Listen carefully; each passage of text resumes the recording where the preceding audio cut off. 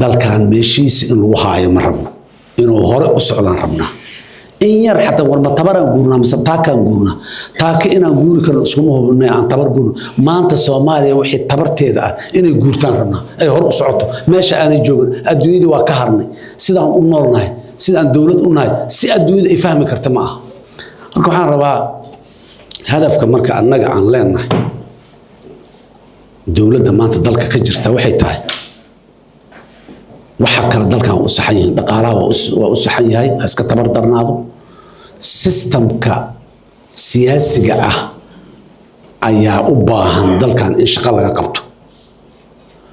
systemka siyaasiga ah shaqo laga ma qaban karo hadaan qawaacid lahayn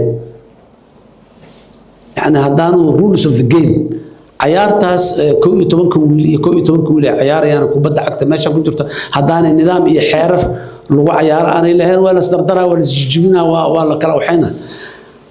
siyaasaddu in ciyaar lahaatana waxa kamid ah in constitution la ilaaliyo inuu leeyahay maxaan ku raadayay nidaam xisbiyo siyaasadeed inay jiraan institutions ilaaliyo waxaasna inuu dalku leeyahay waxa aan naga dhiman oo aan rabno inaan yeelano oo u socono intaas waa dalkan hadii la yiraahdo wax badan caawa akhyaar badan oo hadashayna xoogaa waxay muujisay dareen inuu jiro oo magaciisa dareenkaas waa dareen saacadaha dambe iyo maalmaha dambe oo iska yimaado weligiis la soo jiri jiray dibna ilaahay naguma keenino hadda ma umaanaan jabin waa isku qaqaynaa laba bir ka bacdina si nadiif ah xukunka inta isugu wareejino yaan ku kala soconaaye meel lagu jabay ma ay dhicin